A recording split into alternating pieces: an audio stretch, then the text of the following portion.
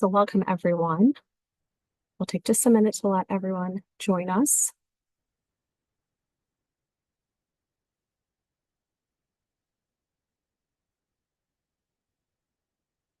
So hello and welcome to the film screening after your child's suicide attempt. We're so glad you've taken the time to join us live or via recording. This event is brought to you by the Michigan Medicine Department of Psychiatry and the National Alliance on Mental Illness, or NAMI, Washtenaw County. I'm Simon Khan, clinical social worker and project manager supporting suicide prevention efforts at CS Mott Children's Hospital. The journey of supporting your child struggling with suicidal thoughts can be profoundly challenging for parents. There's navigating complex conversations, deciphering the healthcare system, locating appropriate resources, in addition to maintaining one's own well-being amidst the emotional turmoil that can feel overwhelming and daunting at times. Families can sometimes be uncertain of where to go and what resources and guidance to follow. The stigma surrounding mental health and suicide often adds an isolating layer in this experience. In response to this critical need, Zero Suicide at the Education Development Center, or EDC, and Parents to Parents developed the documentary After Your Child's Suicide Attempt. This film shares the experiences of several families with children who struggled with suicidal thoughts and attempts, interwoven with insights from leading mental health experts across the nation. Notably, 4 of these families reside within Washtenaw County, lending a local perspective to these universal struggles. Following the film screening, we'll be hosting a panel discussion featuring Michigan medicine experts in child and adolescent mental health who are actively engaged in suicide prevention work. We are also privileged to have the insights of 2 experts from NAMI Washtenaw County who provide invaluable support to individuals and families navigating complex mental health challenges. I will introduce our panel, who will be part of our discussion after the film screening. Dr. Nasumala serves as the Division Director and Service Chief of Child and Adolescent Psychiatry. He's a clinical associate professor in the Departments of Psychiatry and Pediatrics. He also leads CS Mott Children's Hospital Youth Suicide Prevention Initiative, which is helping to enhance suicide prevention training and education within our health system. Dr. Alejandra Arango is a clinical child psychologist who completed her doctoral training here at the University of Michigan. Her clinical and research focus on intervening with youth at risk of suicide, with an emphasis on collaborating with and supporting caregivers. Specifically, she is interested in interventions that increase social support for both youth and caregivers following a suicidal crisis. She has been a collaborator in the Youth Depression and Suicide Prevention Research Program for over a decade and is part of a team working to improve suicide prevention care hospital-wide. She finds it incredibly rewarding to learn about She finds it incredibly rewarding to learn about the stories and strengths of the youth she works with. She is grateful for the opportunity to connect with youth and families during challenging times and is especially fulfilled witnessing youth's resilience. Dr. Katie Cruz is a child psychiatrist and forensic psychiatrist at Michigan Medicine. She graduated from the University of Michigan Medical School in 2015. Dr. Cruz serves as a medical director for our child inpatient unit, the Nyman Family Unit for Child and Adolescent Mental Health and Wellness at CS Mott Children's Hospital. Clinical work includes inpatient and child and adolescent psychiatry, as well as pediatric consultation and liaison psychiatry. A portion of our academic appointment also involves consulting with the State of Michigan Department of Health and Human Services. Dr. Cruz is invested in health policy and advocacy, particularly as it pertains to individuals involved in the juvenile and adult justice systems. Her clinical interests include child maltreatment and trauma-related disorders, as well as juvenile justice and welfare-involved youth. Dr. Cruz served as a community partner on a variety of city and county level commissions in the Midwest, including the Cuyahoga County Mental Health Response Advisory Committee, the Cleveland Homicide Commission, and the Washtenaw County Child Death Review Committee. She is an active member of the American Academy of Child and Adolescent Psychiatry and American Academy of Psychiatry and Law, which serves on multiple committees. Allison Payne is a dedicated mental health volunteer and advocate with over 15 years of experience. As a parent of an adult child with a mental health condition, she brings a personal experience to her advocacy work. For the past 8 years, Allison has led the NAMI support group for parents of suicidal children, meeting bi-weekly to provide support and guidance to those in need. Allison is committed to continuous learning and has completed numerous courses related to mental health, and she has been a NAMI facilitator for Family to Family, state trainer, and presenter for Ending the Silence, and a board member and a local affiliate of that group. She's currently working with Parents to Parents as the Director of Outreach and is helping develop new film ideas to help professionals and parents work together for the success of children with serious mental health conditions. In addition to her advocacy, Allison has a diverse professional background. She has served as an adjunct professor of environmental science at Lansing Community College and holds a certification in equine facilitated learning and has worked in pesticide registration and field research for DuPont. We're also so excited to have Judy Gardner, who is the Executive Director of NAMI Washtenaw County, the local affiliate of the National Alliance on Mental Illness, the largest grassroots organization in the country advocating for individuals and families affected by mental health conditions. Inspired by her own experience as a caregiver for a loved one with a serious mental health condition, Judy is passionate about fostering inclusive environments where differences are valued and embraced. Since taking the helm at NAMI Washtenaw County, Judy has led initiatives to improve access to mental health care for individuals facing increased barriers. Congresswoman Debbie Dingell recently recognized her leadership with a congressional commendation honoring NAMI Washtenaw County's continued dedication to advancing mental health causes. So I'm just so pleased to have everyone here, just such a breadth of experience. And so we will transition to the next part of our presentation here today. So we are going to, I just want to take a minute also to recognize that the topics that we're covering in this program may be emotionally challenging for some of our viewers. If you anticipate that this content may be distressing, please feel free to step away at any time. Resources for emotional support are available, including 988, the Suicide Prevention Lifeline. In addition, a recording of this webinar will be made available on the Michigan Medicine YouTube channel and it will be shared with all registrants along with a list of resources mentioned during the program. So if you do need to step away, you'll have an opportunity to be able to revisit the film at a later point. We will now transition to the film screening. Following the film, we will engage our panelists in a discussion on supporting youth and families during the mental health crises and answer questions shared during registration. We also welcome audience participation via the Q&A feature at the bottom of your screen. We will select some of the questions to discuss towards the end, and we'll do our best to cover as many topics as we can. We know that there may be many questions, so we will likely share some additional resources afterwards in the email sharing the link to the recording. If you experience any technical issues that make it difficult for you to watch the film as we stream, we're going to provide an alternative link in the chat to access the film. If you need to watch the video via the link, don't forget to return to the Zoom in 1 hour to see the panel discussion.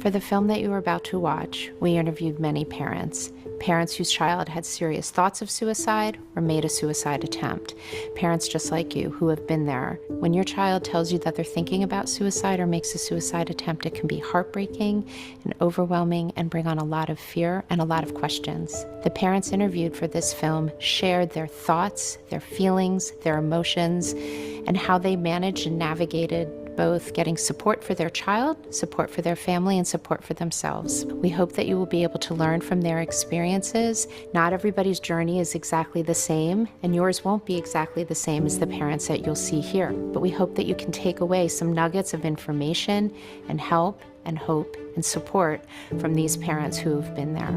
We also interviewed many experts to share what are the best practices at work in suicide prevention so that you can access the best resources for your family.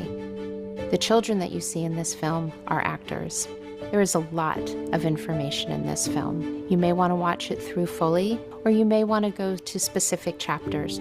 There's also a QR code at the end of this film, and there you'll find many additional resources to help you navigate this journey. We hope that this film helps you and your family and your child on their road to recovery.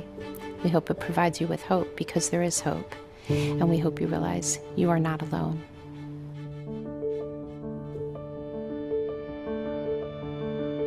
We are parents who have had a child attempt suicide. We want you to know that you're not alone. There's help for your child, and there's also help for you. There's hope. There's a future. It doesn't stop when there's a suicide attempt. I know the devastation that you must be feeling because I've been there. My son was a teenager.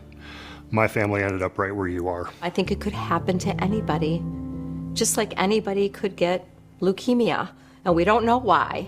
It's the same thing. Anybody can have thoughts of suicide. It doesn't discriminate on age, gender, sexual orientation, gender identity. Your socioeconomic status, your culture, your ethnicity. Suicide affects people so frequently. In 2015, my son took his life. I am in the minority, and that's the good news. 90% of individuals who have attempted suicide do not go on to die by suicide. Only about 20 to 25% will reattempt. If we can build a bridge from crisis to hope, we'll go on to live happy and healthy lives with support. Recovery is not only possible, it's probable.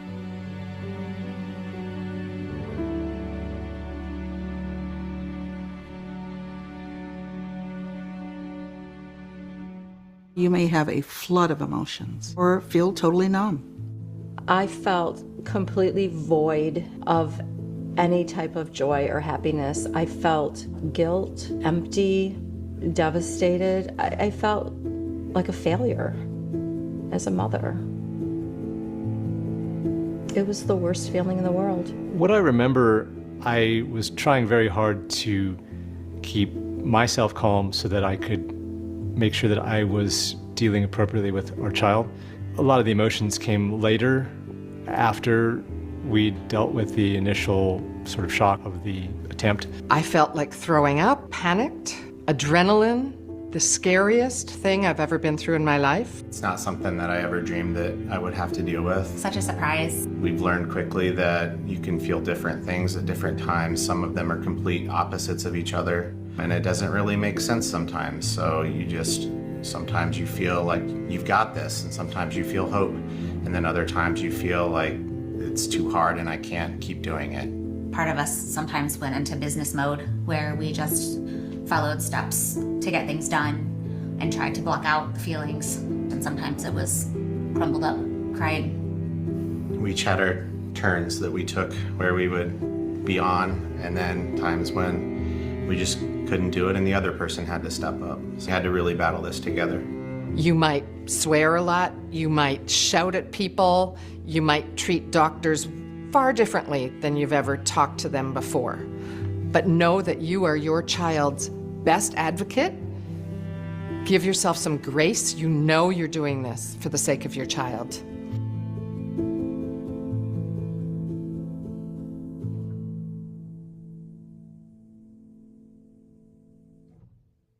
My name is Stacy Friedenthal, and I'm a psychotherapist and social work professor. I have very personal experience related to this topic. I myself attempted suicide in my 20s, and then years later, we dealt with our adolescent having suicidal thoughts and suicide attempts over a course of years. It's very easy and natural to feel anger. Imagine that an armed intruder breaks in. Of course you're going to be furious at this person. You're going to do whatever you can to protect your child. And what's tricky when somebody has suicidal thoughts is they are that armed intruder. They're the person trying to harm, and they are the person being harmed. It can be easy to get mad at the part of them that's trying to harm themselves without recognizing or remembering that they are also a victim of those forces. What I try to help people to do is to recognize that the anger that they feel towards the person is really more anger at the situation. Your child is as much a victim of that situation as you are. And this can help you to feel aligned with your child sometimes when you feel like you're on opposite sides. Sometimes it can feel like your child is your enemy, that they're pushing against everything you're saying, they're trying to undermine what you're doing. There's something else going on. Your child is under influences of illness, stress, trauma, sleep deprivation. There's all sorts of different things that can activate this state of mind where they have urges to end their life.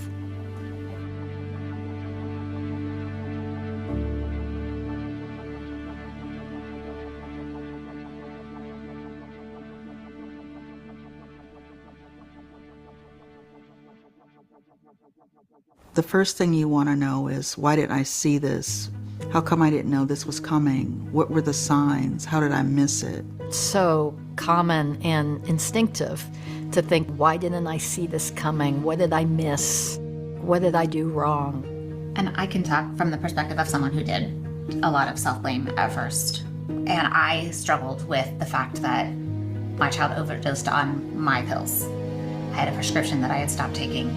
There was a bottle of them in our van that I didn't realize was there.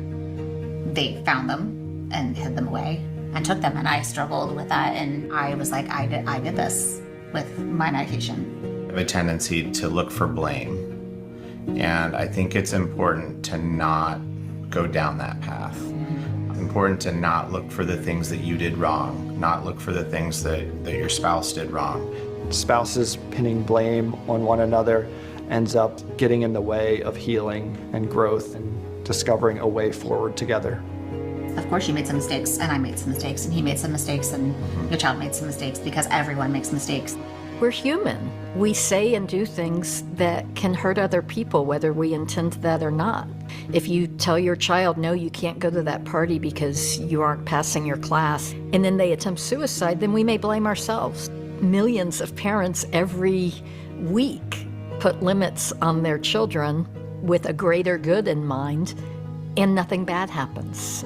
It's natural that we're going to canvass our mind for all the things where we could have done something differently and wish that we had. And that doesn't mean that it's our fault. You can't be the perfect parent. You can't never fight. That's not realistic. And so just being clear with yourself and knowing that you're going to carry that feeling, because parents carry guilt when anything happens to their child. Blaming yourself right now is going to take energy that you really need to preserve for being there for your loved one.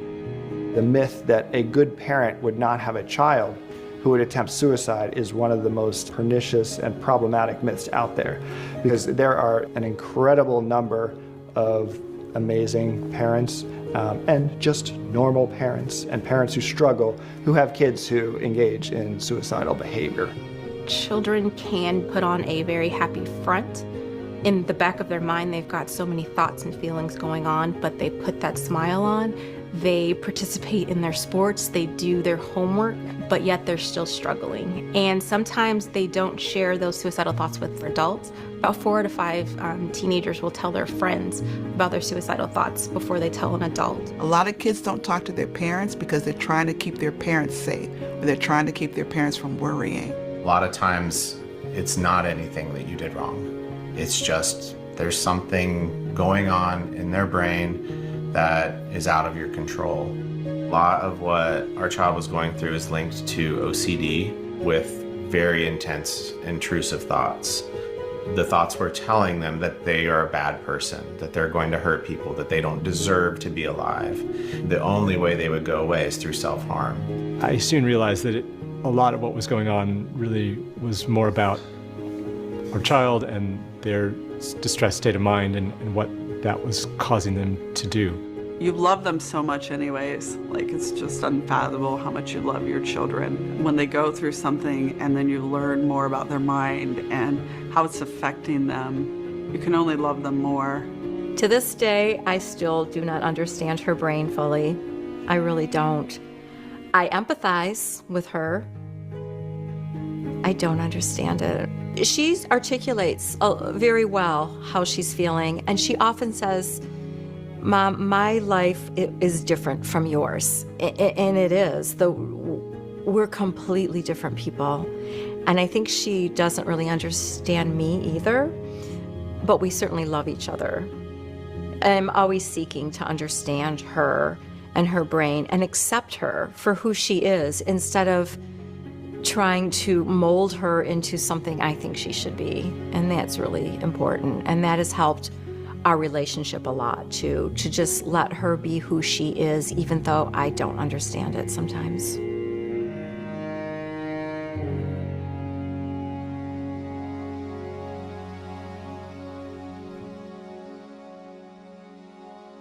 What is so tricky when someone has suicidal thoughts or attempts suicide is it seems like it's their choice. It seems like they've made a logical choice, and they may tell you they've made a logical choice, but in reality, there's a lot going on that is out of that person's control. The teen brain is not fully developed. It doesn't yet have that capacity for abstract thought that the adult brain has. So and that's, I think, in part why we tend to see suicides that are more immediate in nature and reactive. We know, especially among younger kids, that their emotional centers develop at a different rate than some of their cognitive centers, so they could feel intense emotions, may have dealt with something very difficult, could have been fight with a peer, could have been some online bullying, could have been all this, and they then have to make a choice and a reaction of how to deal with it. The brain is not matched up well emotionally with where it is cognitively, and you can have some impulsive decisions that result from it. When somebody has cancer or when somebody has heart disease, we don't expect love to be enough. I often thought, why isn't my love enough? Why wasn't my love enough to keep him here? But it's not about love. It's really about understanding what overtakes the mind in a suicidal episode. Suicidal urges and actions are a force. I sometimes compare it to a tornado. When a tornado comes and somebody gets carried away by the winds, we don't say, but I loved them so much, or they loved me so much. Those suicidal forces are like a tornado. They're a storm inside the head. Talk about having a heart attack, and I think suicidal thinking is a brain attack. It comes on with this intensity, usually, and in that moment, they can't think of family. There's all this tunnel vision. They think they're worthless. The world would be better off without them. At no point in that episode of suicidality are they 100% committed to the idea of dying by suicide. There is always ambivalence. There is always hope. The brain is trying very hard to survive, and another part of the brain is fighting it, so it's like this awful tennis match. Imagine being in that state of mind, even just for a few seconds. Most people, as much as they want to die, still also have a desire to live somewhere in there. They may not be connected to it, but it's there, because that's how we're biologically programmed, is to survive. And when they are in that suicidal episode and they're frightened, those episodes scare them too. And they don't quite understand what kind of overtook them. They're struggling with, I love my family, but why couldn't I stop myself?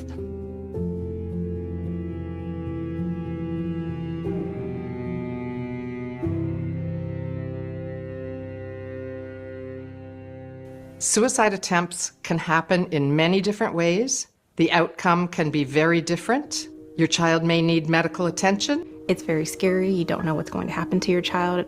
And as medical professionals, they may not initially be thinking of comforting you. Their first thought is the health of your child. Ask for a social worker, somebody who can help guide you through this process.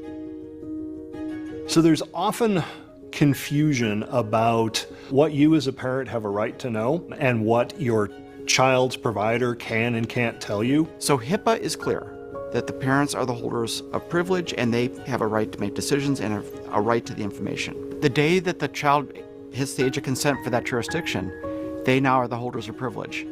And they have to give consent for other parties, including their parents or other clinicians or other family members, to have information about their therapeutic work. There are 3 ways patients can consent to share health information with their caregivers: signed consent, verbal consent, or implied consent. But something little known about HIPAA is that if you ask the doctor, please ask my child if it's okay to talk with me, a verbal consent is valid. After my daughter got home and she was feeling better, I asked her, will you please sign a HIPAA release form so if this happens again, we know how to help you. And I posed it to her as, this will help us to help you more. And she did. There are also exceptions when consent is not needed. For example, in an emergency situation, incapacitation, and when there is a threat of harm. Doctors are never required to talk with families, but families can always give information to doctors. You can tell your child's provider everything you want to tell them.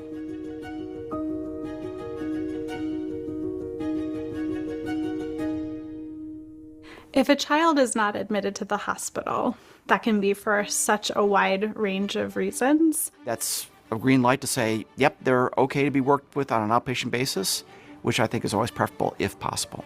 Any suicide attempt is significant and should be taken seriously. So if the hospital is recommending discharge, that doesn't mean, oh, everyone is fine, go back to what we were doing before.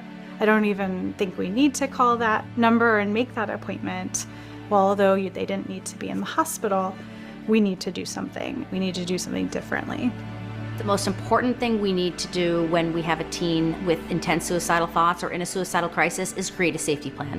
That is evidence-based practice that needs to be done for all teens in an acute phase of suicidality. We did have a safety plan. We used it many times. The safety plan kind of goes through who do you feel safe with, who can you reach out to, and your child lists these people or things that make them feel better. For my daughter, it was a cousin or her brother, and she would reach out to them and they wouldn't ask questions. They knew the safety plan too. They knew they were part of it. For her, it was like a lot of photography or being outdoors or art. So those people knew that if she reached out, we would start to do that, something to make them feel good, not to talk about the day-to-day until she was safe in talking about that. There's skill building built into safety planning. I mean, the first is recognizing what activates a suicidal crisis, and then helping the child to problem solve about what can they do to cope, what can they do to distract themselves. And then if that doesn't work, what are places or people they can go to for distraction?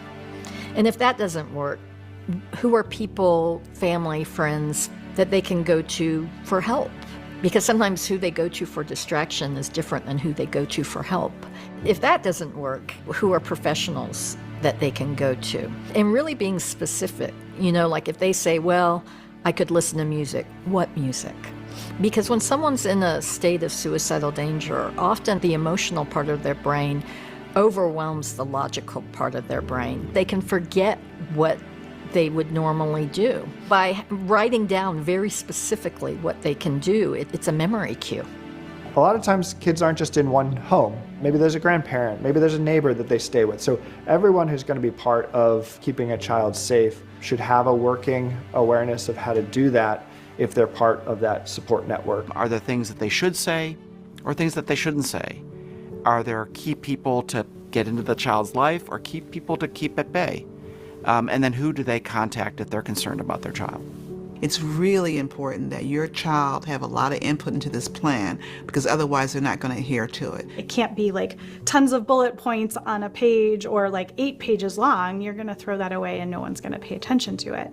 It should be laminated, goes on the refrigerator. Other crucial elements of a safety plan, identifying what are the ways that the person is thinking about killing themselves, and then what steps can be taken to make it less easy for them to gain access.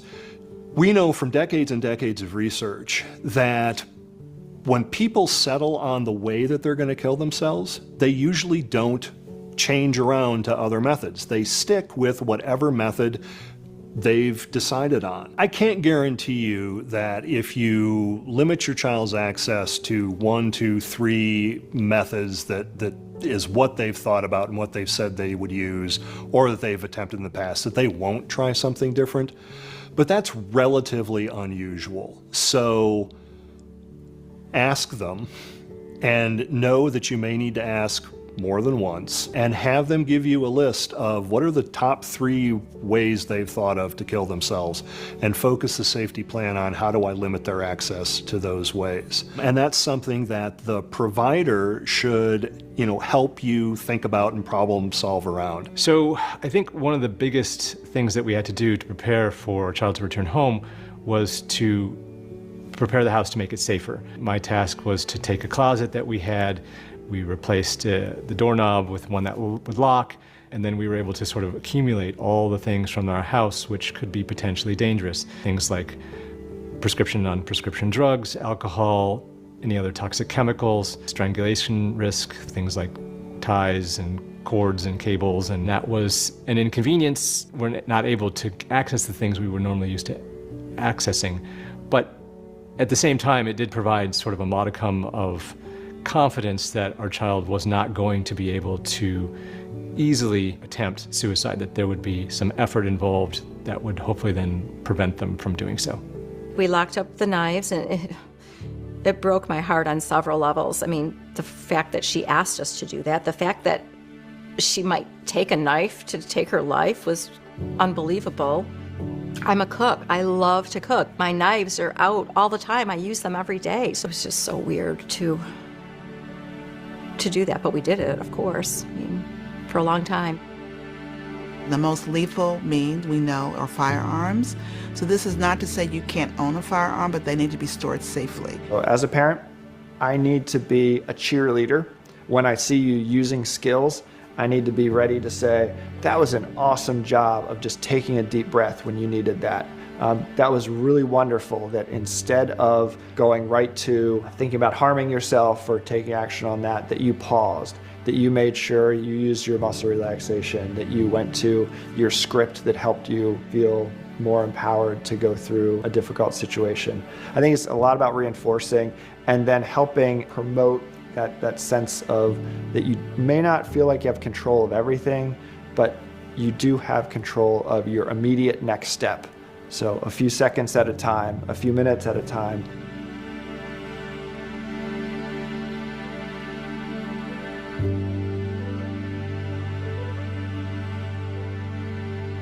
It can be incredibly scary to bring your child home. There are so many unknowns. Remember when they were born in the hospital and you put them in the car, the absolute abject fear that I'm unqualified. Now they're handing this child over to me. Their life is at stake. I got to figure all this out. It's a similar feeling of like, I'm not qualified to do this. Go back and understand that, acknowledge that fear, sit with that fear. It's important to recognize it's a scary moment, but it's not an insurmountable moment. And don't let your feeling overwhelmed make your decisions for you. There's no one single path a parent can expect following a child's suicide attempt. For some kids, this is a one-time thing and things resolve quickly. For other kids, this is a longer path where they struggle with either depression or anxiety or some other mental health concern that is long-lasting. Parents need to be ready for whatever that ride is going to entail. The way to be able to most effectively do this journey with your child is literally doing it with them. Being open and empathic and hearing what your child is feeling and really working on building the relationship between you and them is a huge protective factor against future suicidal thoughts and behaviors. I think the most important resources that parents and teens can have at their fingertips are literally the ones that can be on your phone. Put in Lifeline, put it right into your contacts, put Trevor in there, put crisis text line into yours and into your teenagers. There's a safety plan app where you can upload your child's safety plan right into it. And so I would do that because kids have their phone on them at all times. So just any resources you want, make sure that it can be put easily into their phones.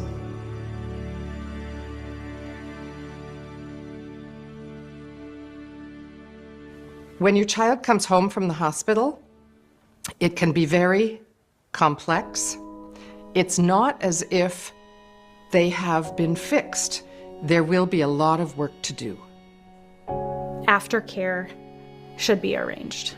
There should be a very distinct and clear plan for where are my appointments, who are they with, is it the right type of treatment? Gold standard would be a a therapy appointment within 7 days of discharge, a medication management appointment within 30 days of discharge.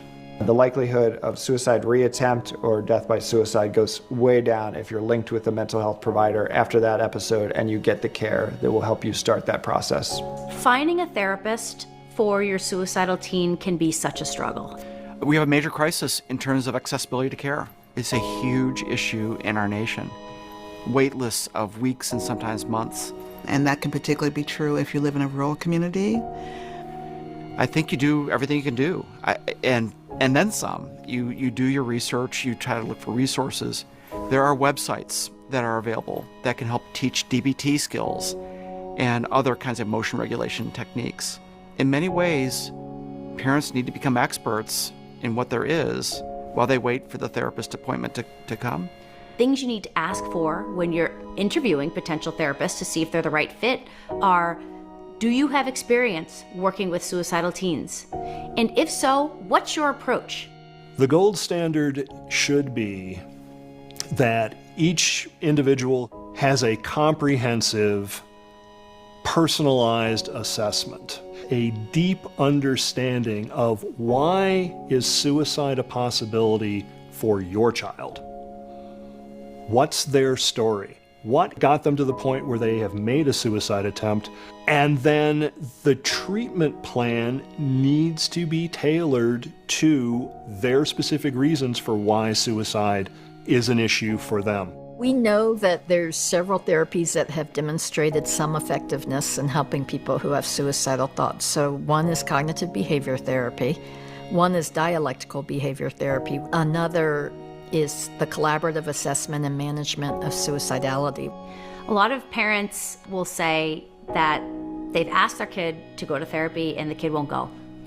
And unfortunately, for teenagers, that is a real dilemma and a real struggle.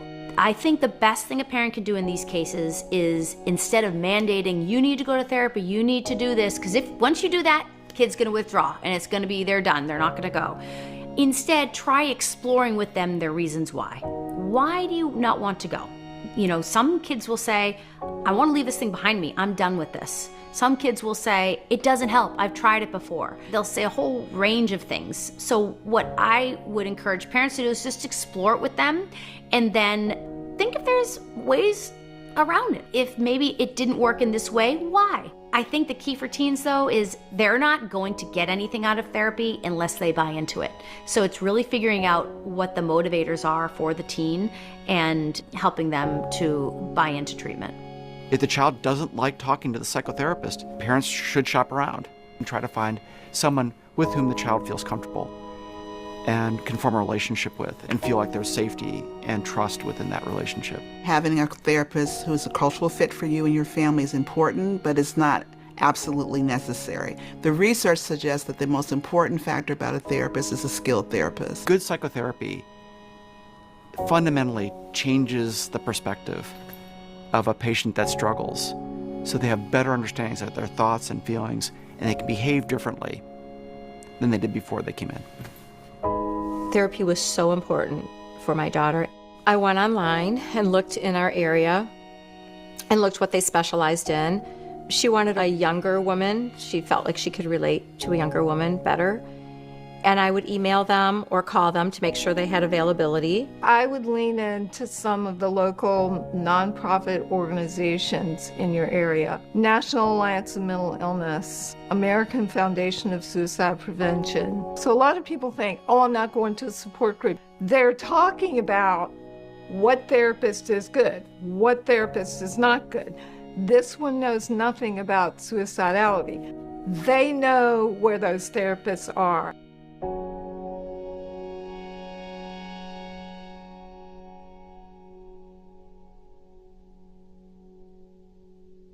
For many parents, this is deeply traumatic. They are losing a sense of their boundaries and what they can expect and what's safe and what's not. That leads to other physical complaints, trouble sleeping and memory, and their day-to-day experiences can really be disrupted.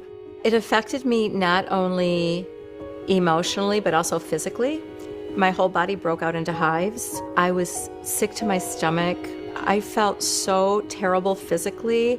I thought to myself, I won't be surprised if I get cancer. You may never really feel that you're able to relax. Like even when you're asleep, you may just wake up when you hear a noise because you're worried. It's like I haven't been in a car accident, but I felt like I was in a car accident. So now I'm on high alert, high anxiety state. That's not sustainable.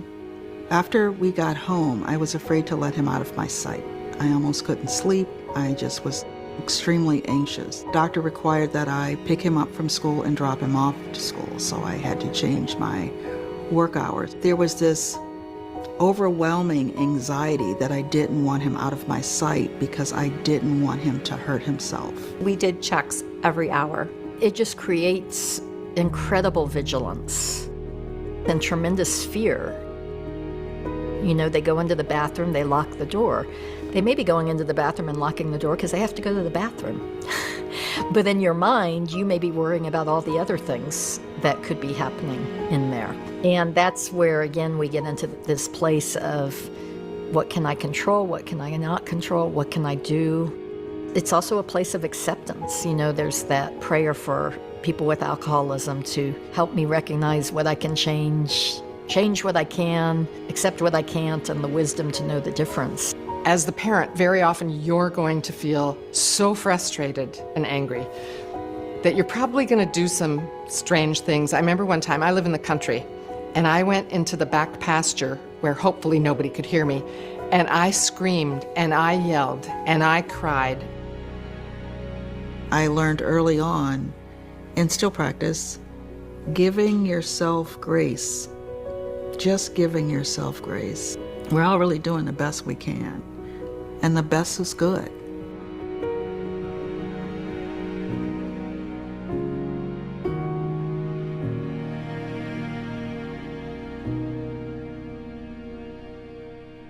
The most important thing that a parent can do after their kid has attempted suicide is really encouraging and enhancing the communication with their teen. This is a really hard thing to do sometimes. A lot of the time, the teen does not want to talk about it.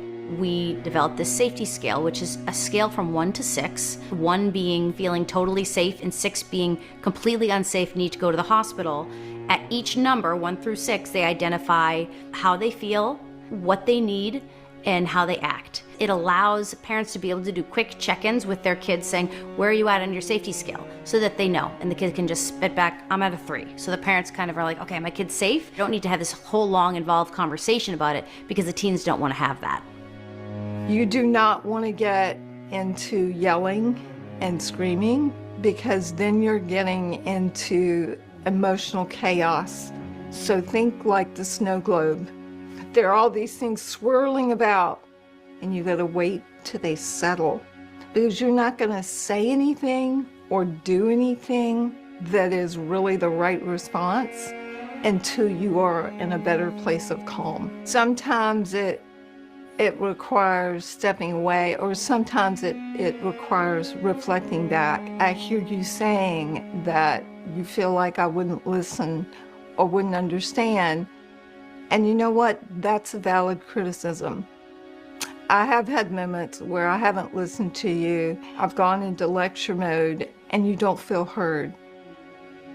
So, yeah.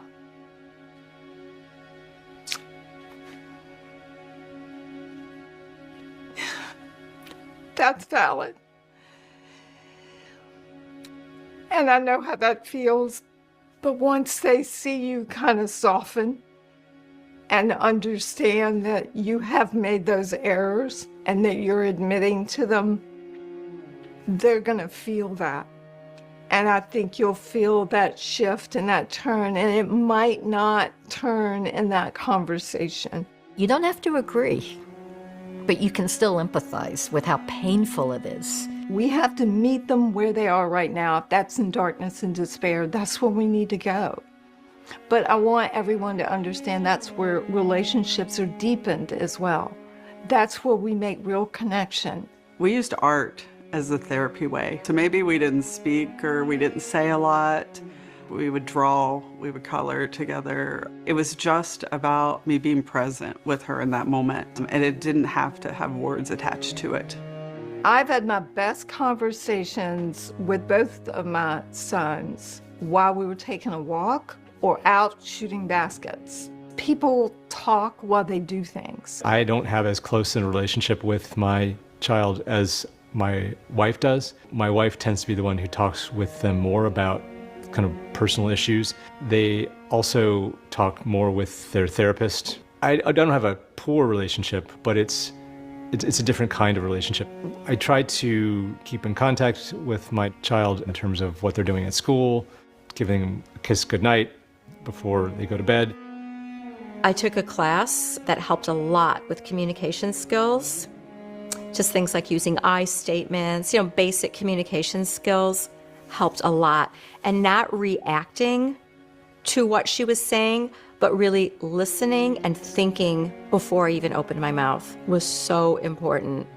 And I noticed when I started changing my communication skills, she started changing the way she communicated as well. For the longest time, it was really difficult to have conversations because I always felt like I was walking on eggshells and I was going to say something wrong. I had to pause and think about what to say all the time, and there are many times that I said something that I immediately was like, I shouldn't have said that. One of the most important things about apologizing is not following it with a but. I'm sorry, but I was scared. I'm sorry, but I was frustrated. I'm sorry, but I was angry. That's still centering your needs. And sometimes we just need to say, I'm sorry. I'm sorry I said that. I wish I hadn't. I don't think that apologies always work in the moment, but even if in that moment they don't forgive what you've said or done, they know that you apologized, and I think that goes a long way in the future.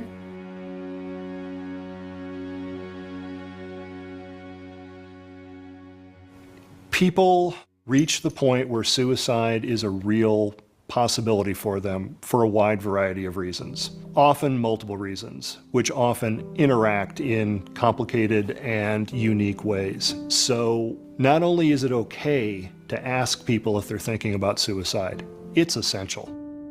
Hearing your kid talk about the reasons why they want to kill themselves hurts. When someone is telling you that they are struggling with thoughts of suicide, it feels so big and insurmountable, and you start to feel desperate and like, what can I do? I have to stop this. The key is that you are open, empathic, and honest in all of your conversations with them. And when you're asking about suicide, do it directly. You want to ask your child, are you thinking about killing yourself? You want to be straight to the point with it, not dancing around the subject like we see a lot of times. Because when you do kind of skirt around the issue, you're not getting at the heart of it, and you're showing your kid that you're actually afraid to talk about it. So if I'm talking to my child and I'm saying, it sounds like you're miserable, and you're dropping hints, I need to know, have you thought about suicide? Child says, yes, I've been thinking about suicide. My response would be, ideally, what can you tell me about it? When you think about it, does it comfort you? Or is it frightening to you? Have you thought about it in specific ways? Have you thought about what you could do? Have you thought about methods? Have you gone online and done research? I need to know how specific and sort of detailed you have been about thinking about this so we know how best to support you and respond to it. When you're hearing this, it's going to probably take you aback as you're listening. Your instinct might be to say like, wow, you have so much to live for and things like that. But resist and instead just try to listen and hear them out in entirety. It's so natural to try to talk them out of it, or to want to talk them out of it, to want to say things like, but you're so young, you have so much to live for, things can change. How could you think of doing that? Think of the good things in your life. You know, it's so natural to want to do that, but that can shut down conversation. You know, that can convey to your child, they don't want to hear how much I'm hurting, or they can't bear to hear how much I'm hurting. They just want me to get better. And yeah, you do. But they may also need the space to talk about that they're not getting better, or that they are still feeling hurt. So sometimes parents can feel manipulated. Teenager may say, if you make me do this, I'll kill myself. Or the fact that you won't let me have this makes me want to kill myself. And parents can feel very susceptible to manipulation in those contexts. Just because you feel manipulated doesn't mean your child is manipulating you. They may be speaking their truth, and what's really manipulating you is the situation, the stress of the situation, your fear around the situation. A boy who says, if you make me go to church, I'm going to kill myself. And the father says, whoa, wait a minute. You're having thoughts of killing yourself? You know, taking it very seriously. What do we need to do? The child's like, wait, well, no, you don't need to take me to an emergency room. I was just saying that. The other thing to recognize is that if your child is using suicidal language as a way to influence you or control you, sometimes it's because it works. There are many cases where parents, they bend their rules, they drop their rules, they drop their expectations because they're so afraid that their child will act on suicidal thoughts. That can reinforce then that talking about suicide as a means to change what you do works. This is like being in the line at airport security. You do not joke about a bomb in airport security. And if you say that you're having suicidal thoughts, it's the same thing. I'm going to take you seriously. The suicidal thought is sort of like an alarm bell. It means that where you are right now is not where we want you to be down the road. So one of the best ways we can make sure that a suicide attempt is not part of your future life is to make sure we're being really proactive about having conversations, checking in that the skills that you think work best for you are skills that are still in your back pocket. There's this sort of popular image of if somebody has suicidal thoughts, they go and get help and they don't have suicidal thoughts. Like on a Monday, if someone said to me, do you have suicidal thoughts? And I said yes. On Tuesday, they expected me not to. And it was hard for people to tolerate that these thoughts can be chronic. So I think parents need to be careful not to convey an expectation that your child will stop thinking of suicide quickly.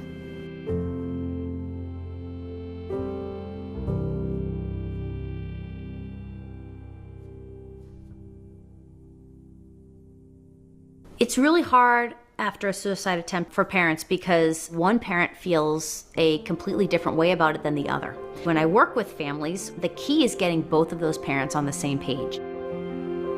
It changed our marriage for the worse in some ways, temporarily, thank goodness. It really affected my older daughter.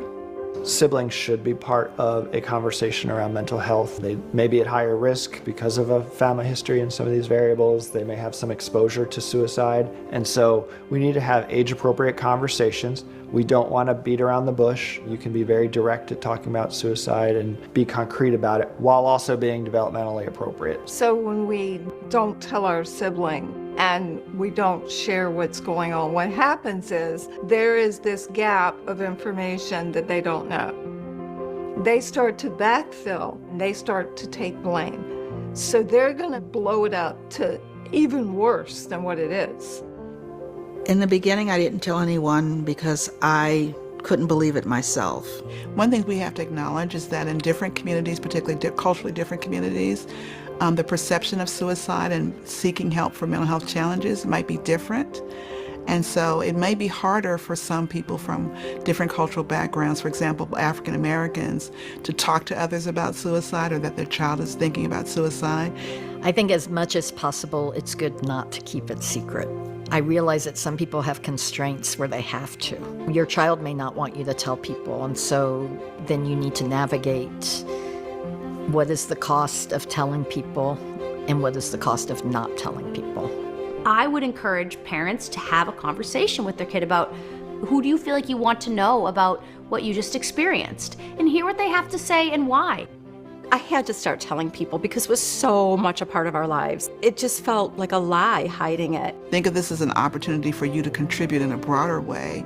The more that we speak out and the more we refuse to be silenced, the more help we can get and the more we can also help other people.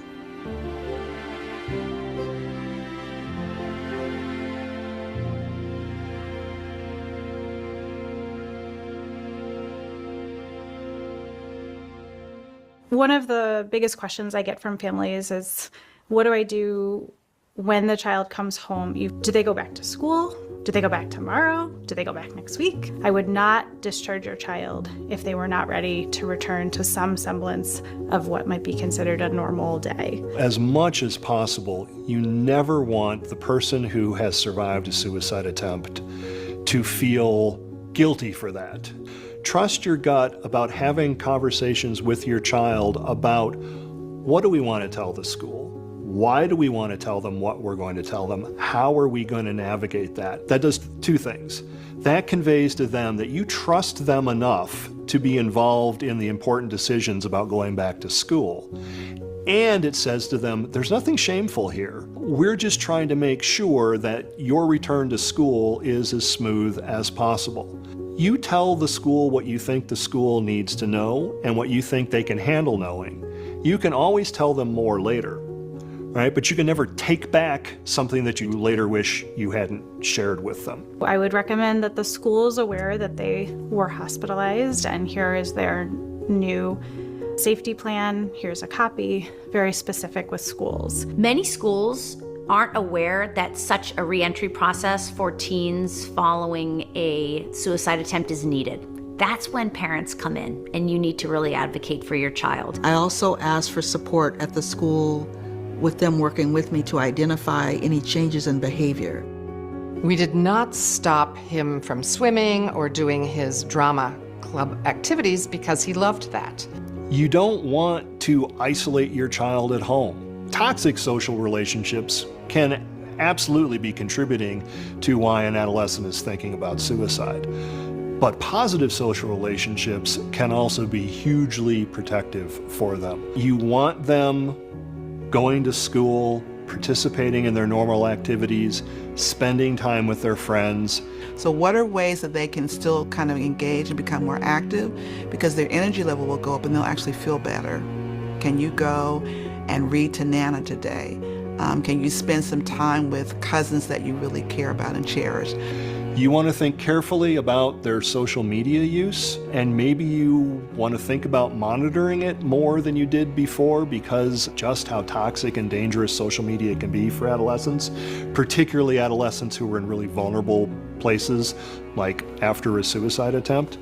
You can't be absolute about any of this. You need to be flexible. Try things out and see how it goes. It's important that you're having regular conversations with your kids about, well, how is it now that you're back at school?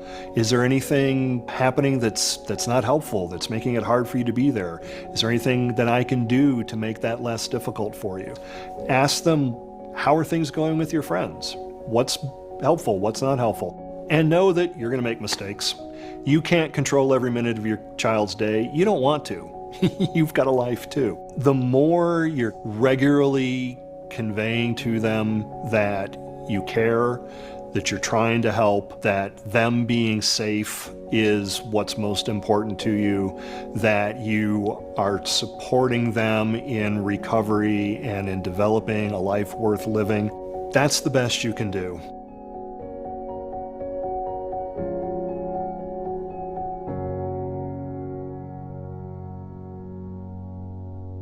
Educate yourself as much as you can. Learn about mental health. Learn about their specific condition. Do everything you can to help them, but also don't let go of your own life, of yourself. My son was very stressed and had a lot of anxiety, and he directed a lot of anger towards us. My emotions were directly affected by her emotions. I was right there with her the whole time, and it was really detrimental to my health. We were on constant parenting mode with him. You can't let up for a moment. I had to come to the point, her life is her life, and my life is my life, and I am always here to help her. But I need to live my life, and I need to have a life, and I need to find joy again, because I didn't experience joy for literally years. You need to remember that you're a human being. You are having an emotional reaction to what your kids are saying. You've got to take care of yourself. You need someone safe to talk to, who you can say, my kid said the most hurtful, hateful thing to me, and I was devastated. What works for you? You know, maybe therapy may work for you.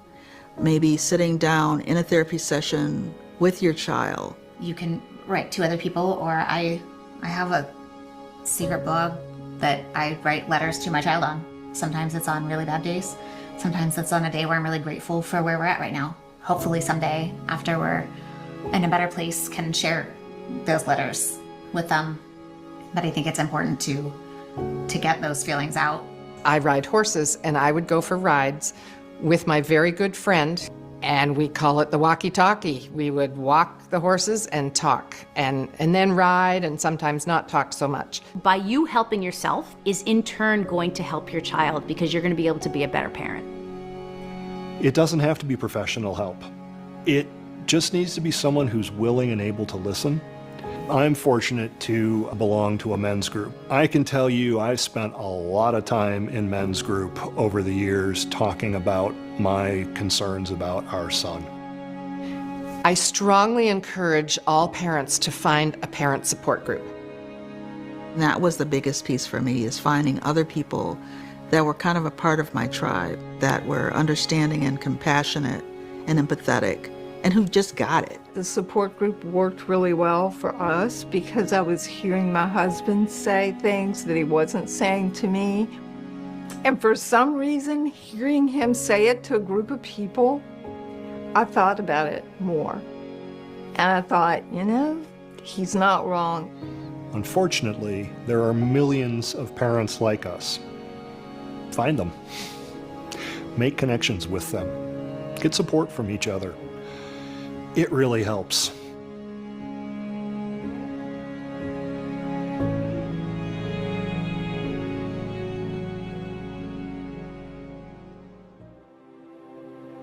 I have heard from many, many parents of adult children now about how when they were a teenager and things were really, really bad, the parents didn't know if they'd ever get through it. And they did. And their kids went on to thrive. I have hope that your kid will get better. I can hold the hope for you. As long as your child is still alive, there's hope, there's a future.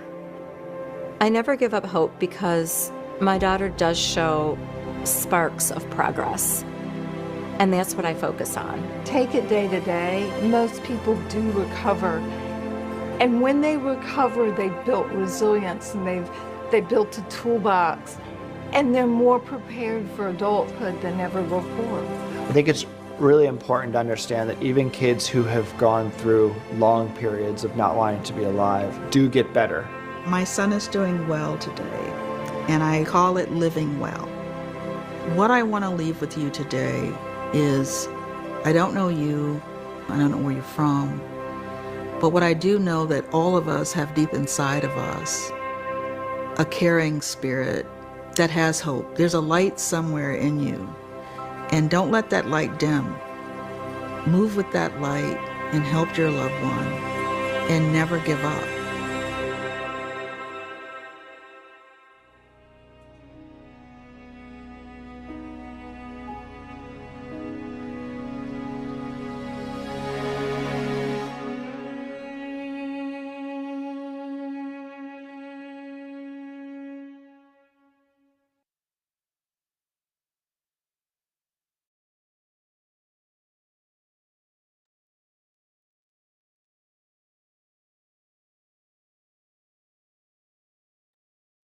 So we will now transition to the discussion. And I just want to take a moment to recognize how impactful it was to watch that film and hear the stories of the different families that were featured. I also want to reflect just kind of the way the movie ended on the message of hope, and that recognizing in these situations, families can often feel hopeless. So I think that's really an important key takeaway. The movie really emphasized the importance of creating connection and supporting families and navigating their child's mental health crisis. And there was so much to take away on a professional and personal level. And so we hope to continue learning through our panel discussion. So as many of you submitted questions during the registration process, so we'll do our best to get through. And then also please feel free to share questions using the Q&A feature at the bottom of your screen if there were questions that came up while you're reviewing our film. So actually to start us off, I have a question for the entire panel that I think, after watching that and just thinking about the different spaces that each of you occupy, what is the best way someone can support a family or a friend who has attempted suicide? And maybe we can start with Judy and kind of go around. Hi. I would say first off, just listening. Sometimes when you hear another person's story, they're in a place that there's anxiety, there's fear, and just being able to listen, not really even giving any advice, because it can be difficult to hear, even if you're someone that has heard it before. So really just being listening, being there for that person, and trying hard not to bring in your own biases or downplaying what this person is saying. Because sometimes if you have a child that may be ill or experiencing these symptoms or have suicidal thoughts, it's quick for someone that cares for you if you want to come in and say, oh, I think you're just worrying, mom, or oh, I think you're a little anxious. So being there and just listening, that's a big, big piece.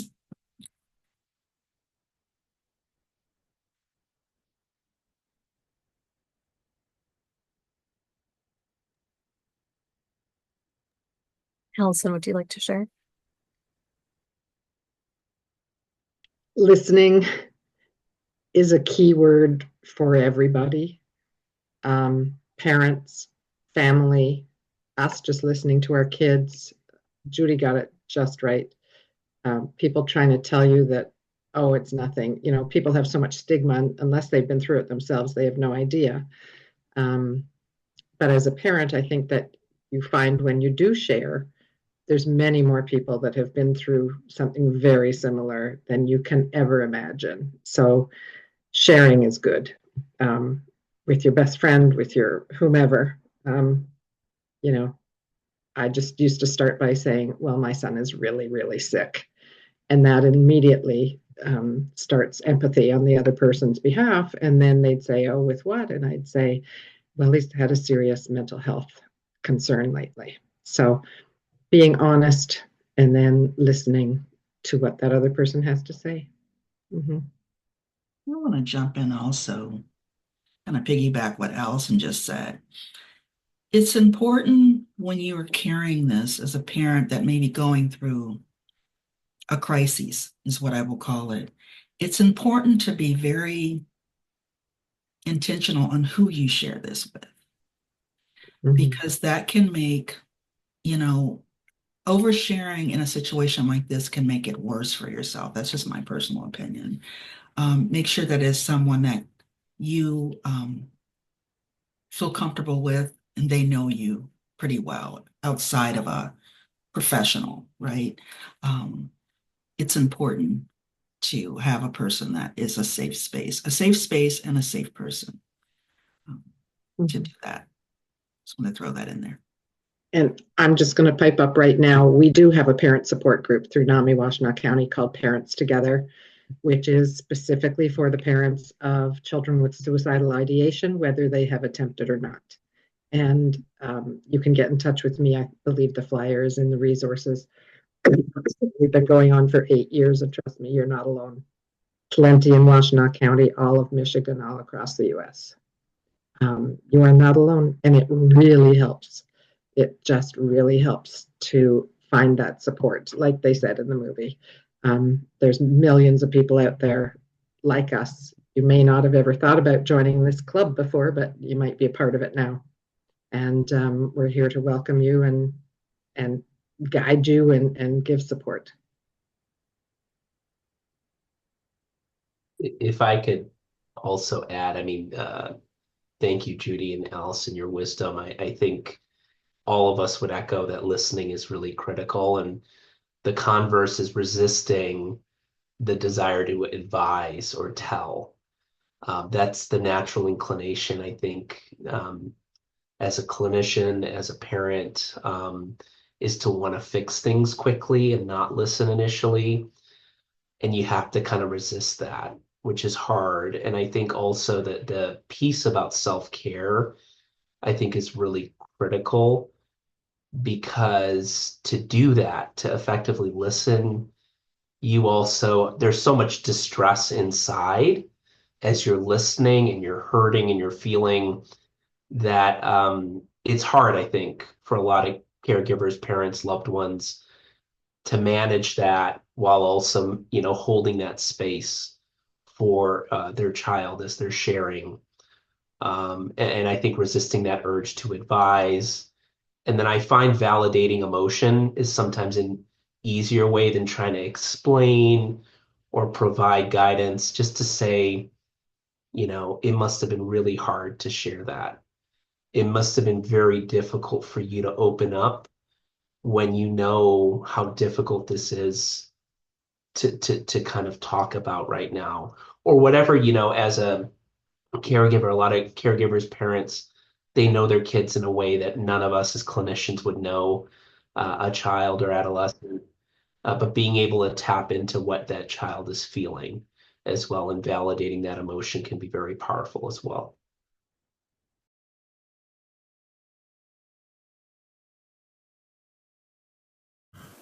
I will add that in addition to listening and validating, I think just finding ways to connect and to share time, I really appreciated in the film. I think, Allison, we were talking about just like we went out and we rode together and sometimes we didn't talk, and just the value of sort of holding space with somebody that is navigating something just so incredibly challenging and not having to talk. And we don't, as a clinician, I don't have the right things to say all the time, and as just humans out there, we don't have the right thing to say all the time, but I think it is so valuable to just be able to hold space with one another.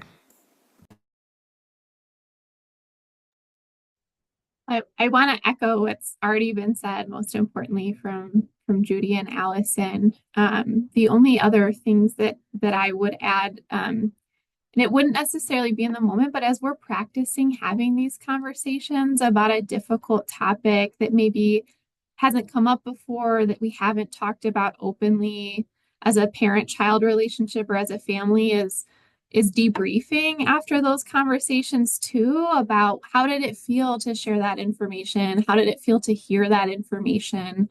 What are things that we could do moving forward to help support in these difficult conversations? What are things we're learning through some of our work together and individually about how to hold space and how to have these conversations and how to support each other through these moments? And what I think is most important to highlight is these conversations need to be ongoing and recurring, and we'll learn from each other in our work as a family unit, in our work as a clinician parent or a clinician provider relationship, how we can continue to work through these things and understand each other better. And through that, I think recognizing openly that we don't know exactly what works, what to do exactly in these moments, and we're learning together. And most importantly, I'm here for you in the ways that you need. I'm just going to add something. I helped develop this film. I've watched it many times. Every time I watch it, I hear more. So I would go back. There's so much good stuff in it, an awful lot of good stuff about communication, particularly communication with your child. There's a whole lot of different types of communication. You have the provider, as the parent speaking with the provider and sharing, and then other family members perhaps, but it's mostly about you and your child. That communication is so important, and it's so tough because you have to learn the skills.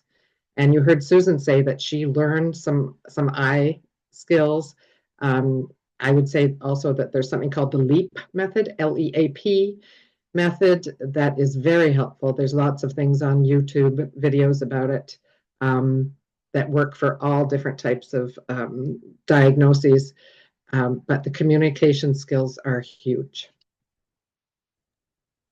Thank you all so much for sharing. And I think, right, it's starting that conversation, it's being that support. And I think that's so important for someone that's in emotional pain, that's struggling with suicide, just kind of knowing they have that connection, I think is so important. And I think each of us can echo that within the reflections. So kind of another question that was asked through the registration, and Dr. Arango, I'm hoping maybe you can kind of share this, is in the film, they did reference that oftentimes a teen may go to their friend rather than going to a parent. But are there things that kind of in your clinical practice that you found can be helpful to facilitate, conversations between the parent and child, or kind of what are ways that, parents can be aware that their child may be the one that someone is, disclosing suicidal thoughts to, and how can they support them and, create communication and safety?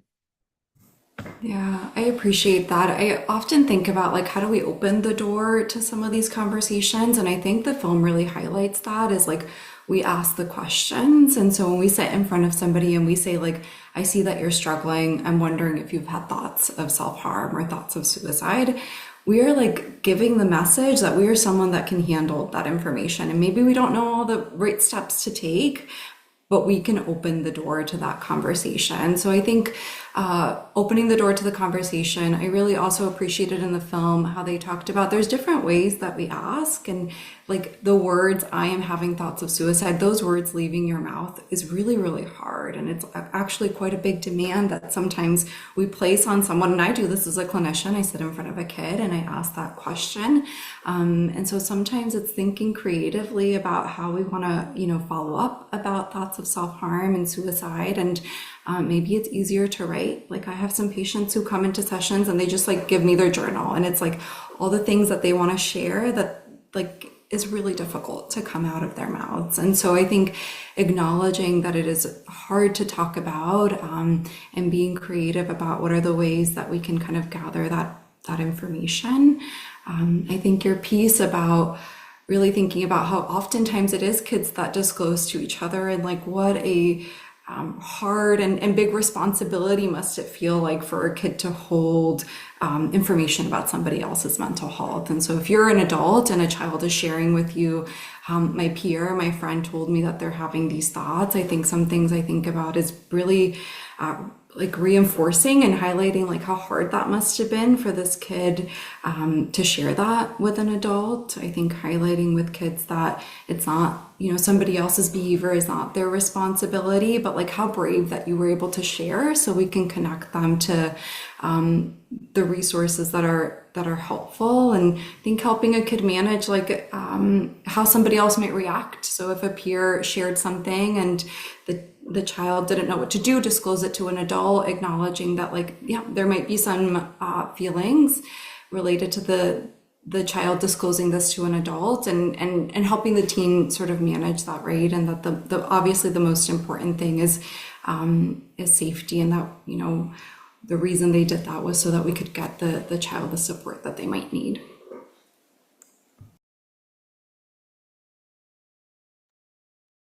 Thank you so much. Dr. Cruz and Judy, maybe you can answer one of the questions in our Q&A. How can you explain to family members or community members who support your child about their suicidality?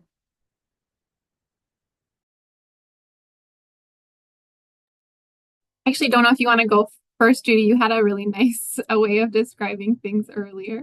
Oh, you mean how would I?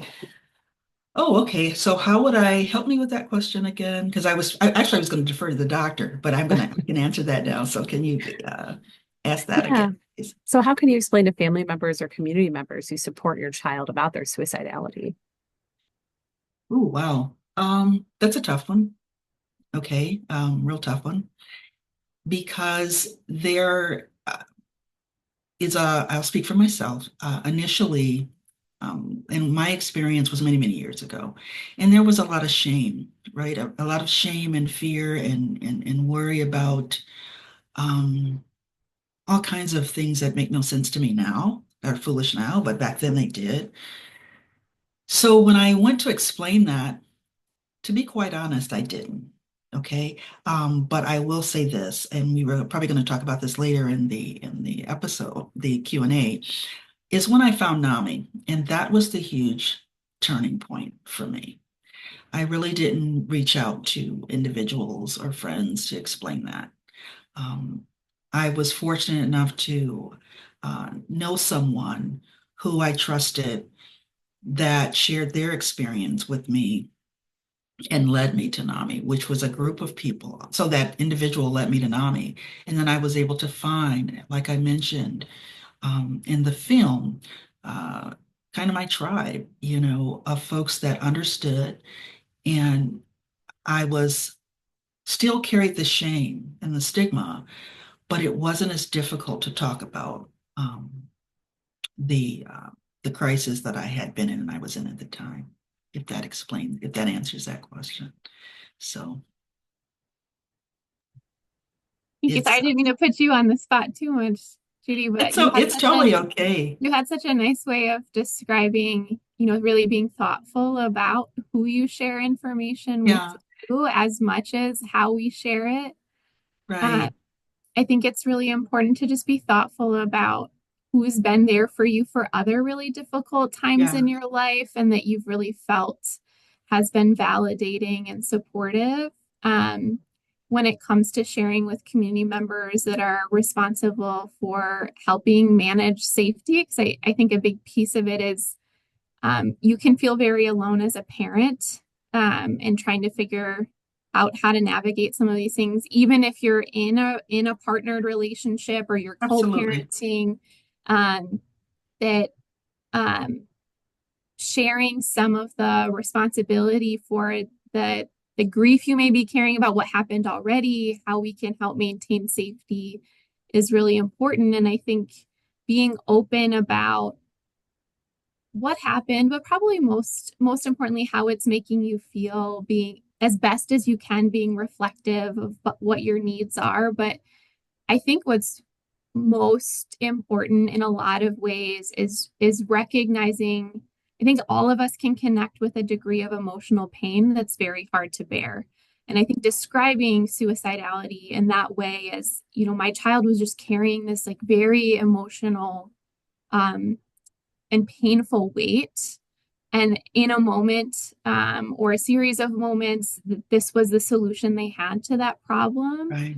And we're here to support them in finding other ways and other solutions to manage that pain over time. And that those feelings might come back. And we're learning ways to support through that.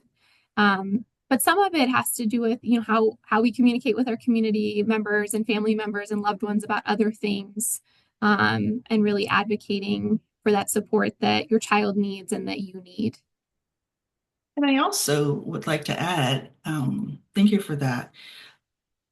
Sometimes, I know I had said before, so I'm kind of taking some of my words back. Be very careful who you speak to about it, right? But you'd be surprised who you might meet, right? You might meet a stranger sometimes. I have in public, and we get on a subject for whatever reason, and then that comes out, and then we start to share. So there's so many people, and when we talk about not being alone, there's so many people that are facing what we talked about in the film every day now, and there might be people here tonight that are viewing this, and for them to know that they're not alone, and there are resources, there are help, and there's somebody that's empathetic and can understand what you're going through and can help you get through it. And it's a risk. You're so vulnerable as a parent or a loved one, or having a loved one who might have suicide thoughts.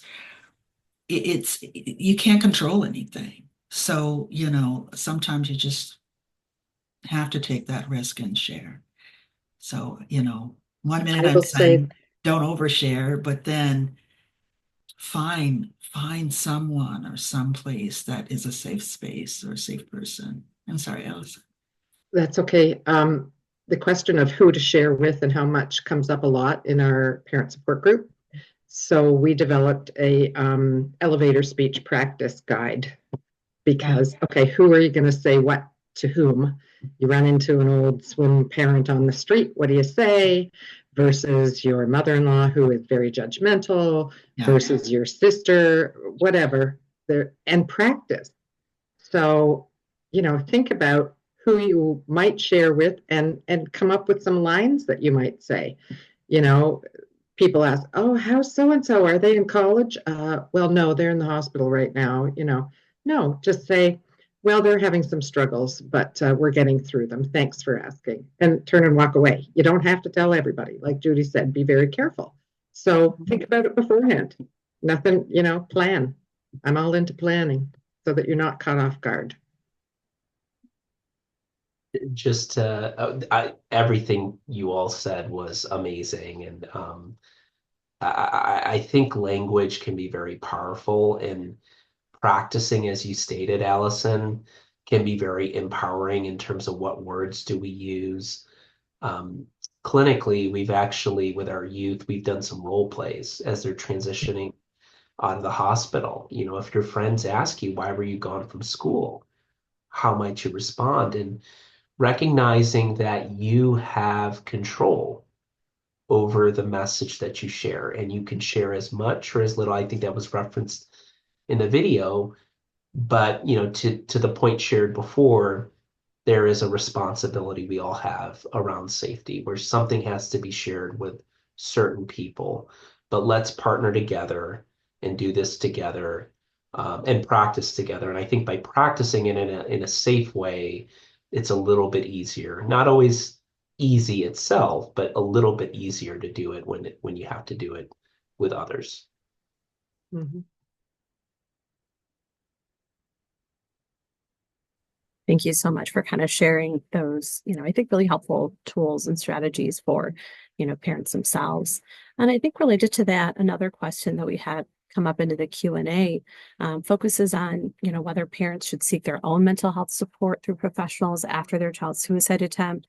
Is that something that, you found helpful? So I think, what things can parents do themselves? And Allison, I know if you wanted to start us off, yeah. Absolutely. It's one of the first questions that we ask parents when they come to us in crisis. It's like, do you have your own therapist?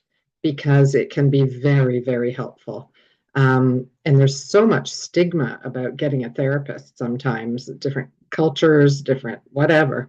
But it's like hiring a financial consultant. You need help with your finances, you hire somebody. If there's a trained person out there, and it can be a social worker, it can be a clinical psychologist, probably not a psychiatrist for parent stuff, but they could be so helpful. Does it take the place of a support group? I think they're very different. But there's certain things you're going to talk to a therapist about that you're not going to talk to a support group about. So I think it's very important. And many of our parents also have taken some anti-anxiety meds because, like Susan said in the film, she broke out in hives. Many of us have taken anti-anxiety meds when we had to, because the thought that your child wants to die is huge and puts us all in a tailspin and caused heart problems for me. Many people have many different manifestations. There's a book out there, The Body Keeps the Score. It's real. You're not making stuff up. So take care of yourselves with a therapist, with medication if need be, and just a lot of that self-care. Go riding, go walk in nature, talk to a friend, etc. So. I think it also builds on a question that came up in the video around what do I do if my child doesn't want to go to therapy or doesn't want to engage in treatment? And a parent or a caregiver or a loved one seeking their own support can be a nice way to model how to access those services, how to participate and engage to take care of ourselves in the way we need to. And I think it can also be helpful if your child is engaging in therapy and you're engaging in therapy, you'll be learning different skills that over time, as we're having these conversations, you might be able to share with each other or practice with each other. And it's another way to strengthen those communication skills and strengthen those bonds even further in learning to cope with really difficult things that life throws at us. And that modeling can be quite helpful. When that came up in the film, I also wanted to point out, there's texting Therapists now will text. Therapists will do Zoom. I'm not sure if texting is covered by insurance or not, but there's many different models now since COVID, and some kids are much more comfortable doing a Zoom therapy than they are face to face. So, in the film, it talks about talk with the child, what's preventing that. I know my son only wanted to see younger adult women, not a guy, not an old guy, not an old gal, just a mid 30s or 40s woman. So talk to your kid, and there's different modalities to discover. I want to throw something out there, and I'm kind of posing my question to you, Allison, because in my case, I was fortunate that my loved one was compliant. Okay, they were afraid, very unwell, but compliant.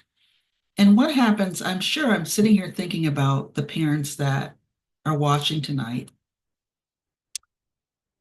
and may have a child or an adult child that isn't listening. Well, let's say a child that's not listening, a teen that doesn't believe that they're ill, they just want to die.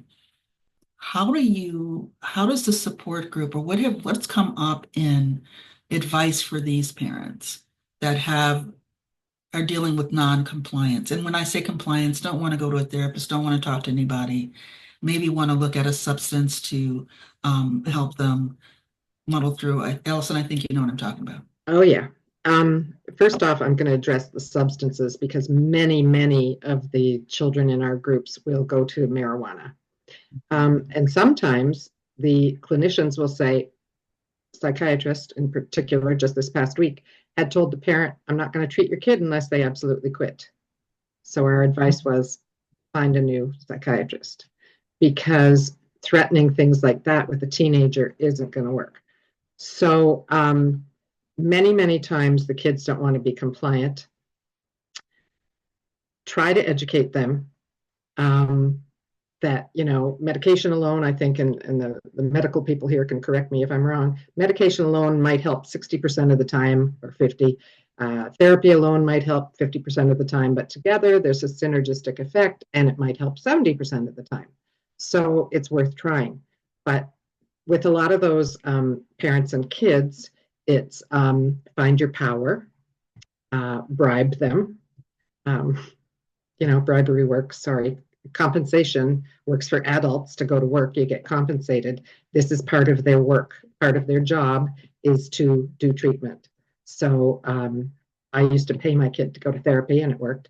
When he was in college, $15 every time he went to therapy or whatever it was. And it worked. So find a way to get them there if you possibly can. And if you can't, you can't. And there's many of the older teens or young adults who have had therapy before and don't want to do it again. And sometimes it's just a waiting game.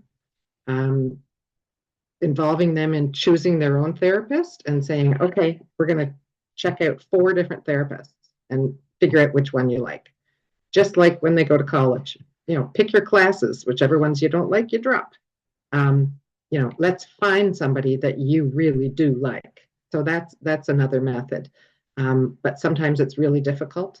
We always refer them to the book, I'm Not Sick, I Don't Need Help by Xavier Amador. And that is the LEAP method. It's a way to talk to them about it together. Listen, empathize, agree, and partner. And it really, really works. So not that if you use that, you're going to get your kid to therapy, but it's a way to communicate with your child as opposed to telling them what they have to do. It's listening. And listening to your kids really works when you show them that you respect what they're thinking. And it takes practice. It takes a lot of practice. It does not come easy. And patience, yes. A lot of patience. And trust and believe that I did have a loved one that was compliant, but it was not overnight. Okay, there was a lot of patience involved, a lot of me showing up and keep showing up, not dismissing it because it was inconvenient. Your life is sometimes on hold. And a lot of parents just want it to be, and not being critical at all, but want it to be over, want it to be fixed. Go to the doctor, get this, take that medicine, and just be well. And it is not, it is a condition, a chronic condition that needs to be managed. And so for the parents or the folks that are watching, continually showing up and being patient also is helpful. So. One thing I'll add to that, I appreciate all of those ideas, and the patience and persistent is so critical.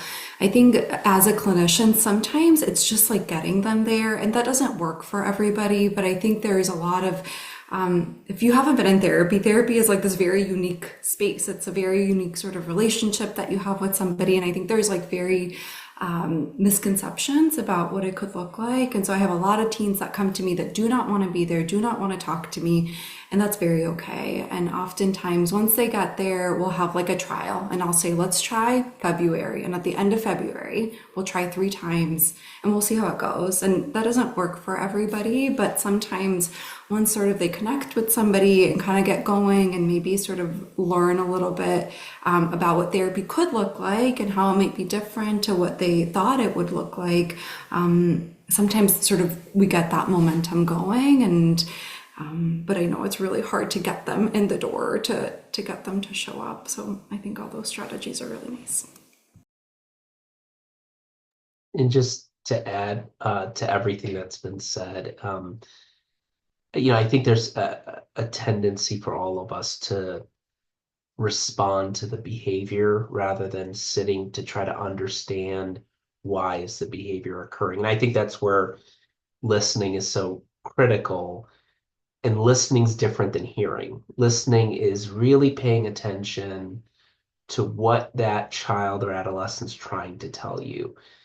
Oftentimes, the most common coping style we see is avoidance, right? I don't want to do that because it's intolerable. It makes me vulnerable. It reminds me of failure. It hurts too much. It's too scary. I'm going to disappoint. And so if we push on that, the natural tendency is to resist because there's not a shared understanding of the why. And so, sometimes in those situations, again, validating that this is really hard and you really don't want to go.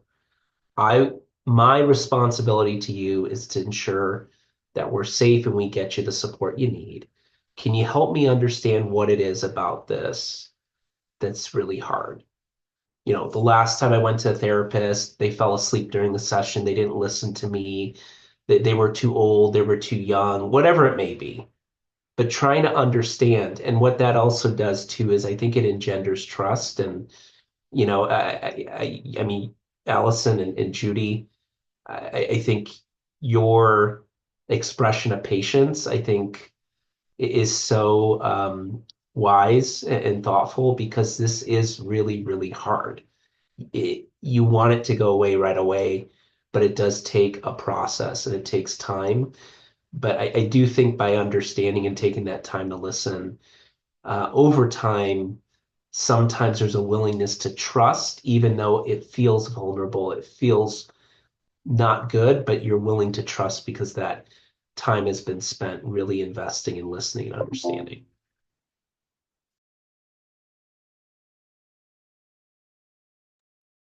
Thank you so much, everyone, for those reflections. And I think, again, hopefully some strategies that families can utilize. And I think really recognizing what can you control and what can't you control. And perhaps in that situation, getting your own treatment, can kind of model behaviors and help start that change process because it takes time.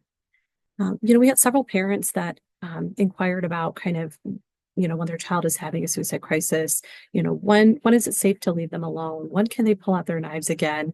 And I know this may look different for every kind of family and every situation, but, Allison and Judy, if you'd like to share a little bit about kind of how you've navigated those processes or kind of how you advise parents in, the NAMI setting. Great. So many kids are different, age-wise, maturity-wise, what the diagnosis is going to make things different. we've had many parents come to our group and say, well, when can I get back to normal life? Well, uh, when is your kid going to be better? I don't know. They're all different. And some will respond differently to medication and treatment, and some it's going to take a long time. If you feel in your gut any worry, then there's no way on earth I would leave that kid alone. I would always have somebody at home and available.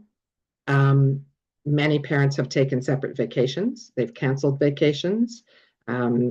Somebody in our group, actually, they had bought a motorhome before their child got sick, and they were planning all these wonderful trips across the US. Well, then they realized they couldn't do that.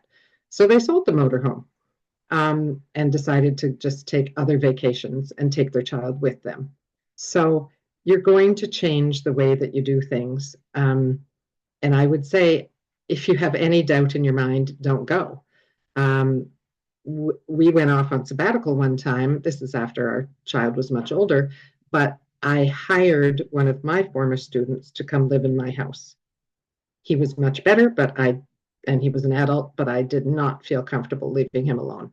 So you will modify the way that you do things. You'll bring over your sister-in-law, your sister, whatever, to sort of hang out with your child if you really need to go somewhere.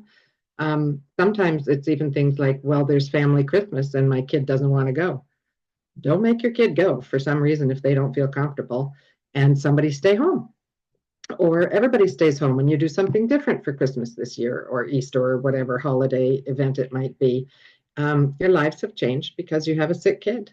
So it can take a while to get back to. And, you know, you would never forgive yourselves if something happened while you were gone. So just be very careful. You have to be on the side of safety all the time. And I know Judy had some other thoughts. Yeah, I agree with you, Allison. And what stood out for me is when you said follow your gut. You know your child. You know your child's behaviors. You remember what your child was like before they presented with being very symptomatic, right? So if your child tried to hang themselves, or depending on what caused the crisis or the event, right? You want to make sure that you don't have anything in the household that could encourage that or be there available to them. But again, it goes back to listening and watching. And you must go on with your life because you're not going to be able to be everywhere all the time. So what I would do is I would watch the behaviors and see when my loved one was showing signs of doing a lot better, which gave me a green light, or a yellow and a green light, that, okay, maybe I can kind of not be so vigilant. So it's really, you know your loved one better than anyone. And so it's a gut. It's really in your gut, and you're not going to always be right. You're not going to always get it. But if your loved one, say, for example, is disappearing and you know that they had a plan because you asked them if they had a plan. Well, you know, if they're still exhibiting the behaviors that they were exhibiting when they got into crisis, when they made that attempt, then no, it's not. It's time to get back into your vigilance, if that makes sense here. So no specific, it varies. So it just varies. So just be alert, trust your gut. That's a tough. Thank you. Yeah, I think we want a formula sometimes, right? And it's so dependent. And I think it's maintaining those conversations. So thank you so much for sharing. Dr. Rongo, we had a question in the Q&A that maybe you can start us off with. In a clinical situation where we won't be able to manage a person through a suicide episode, how do you recommend we help the client family connect with providers who are competent in treating suicidal episodes? Are you thinking, we're thinking this is from a clinician that maybe is... Yeah, but kind of maybe that clinical, standpoint. So maybe if you're a therapist in the community, what resource maybe can you direct a family to, or kind of how can you enhance your own suicide practice? Oh, yeah, that's a great question. I think there are many resources to help providers sort of feel more confident in working with kids at risk for suicide, whether there is training related to mean safety, so to ensuring that we're collaborating with families so that means are being stored safely in the home. To the last question, whether there is trainings related to assessing risk or managing risk. And there's really rich, and I think we'll share these two in the sort of post materials to increase kind of confidence. And I will be really honest, I think it is really hard if like you do all of those things and you feel like you've sort of reached your limit of your skills. And, you know, as a provider that does a lot of this, I think the first place I go to is like, how do we build as providers a network of consultation and supervision? Because unfortunately, like so many of the questions we've answered so far, there's like never an answer.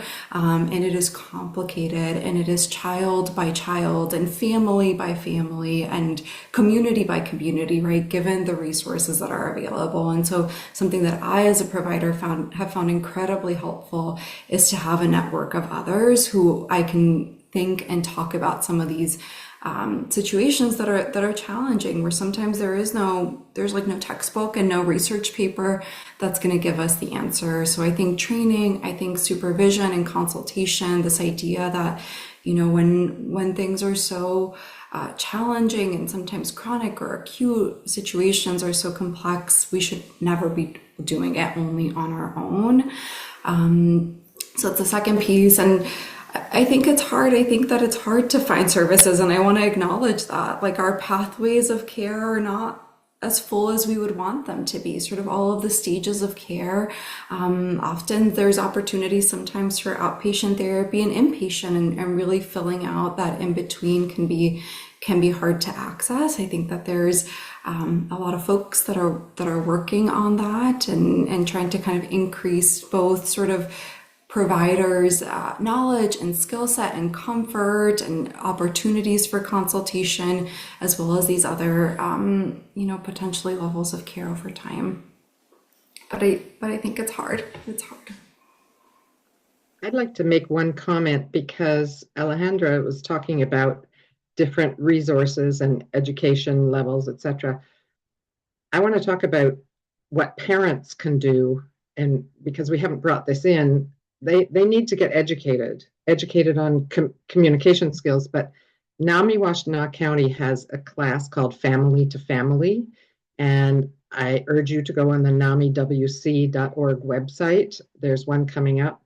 There's also an online class, and these are all free, by the way, an online class called NAMI Basics, and it's totally online. But I've taken umpteen classes, I don't even know how many now, but the NAMI classes are fantastic. They're a great place to start, and then you might want to branch out and learn more about your child's specific diagnosis. But you will learn so much if you take the family to family class, or if you can't do family to family is either Zoom or in person. But if you can't do that, then NAMI Basics Online will teach you something. It will teach you plenty. And then, of course, there's other organizations out there, National Education Alliance on Borderline Personality Disorder, there's bipolar groups, all sorts of things available online. But for basic family information that is very thorough, very well done, evidence-based, not much beats the NAMI Family to Family class. And I strongly urge you to take it. If you had a child with diabetes, you would do all the research that you could on diabetes, how to administer drugs, etc. You need to do the same for mental health. And nobody needs to know you're going to class. You know, this can be done very privately, but education will help you enormously, as well as connecting with other people in the class. You know, I love that, Allison. That you just said that, and I'm glad you remembered that, because in my own personal story, my life completely changed when I took that class. I did not set out to become an executive director for NAMI. I didn't even know who NAMI was 15 years ago. Am I grateful for that? Absolutely. That's where I met Allison, learned a lot from her. I would talk to Allison about what I was experiencing. And I know Allison would say things, she's really a straight shooter. And I'm like, oh, that's not me. but it was me. It was me.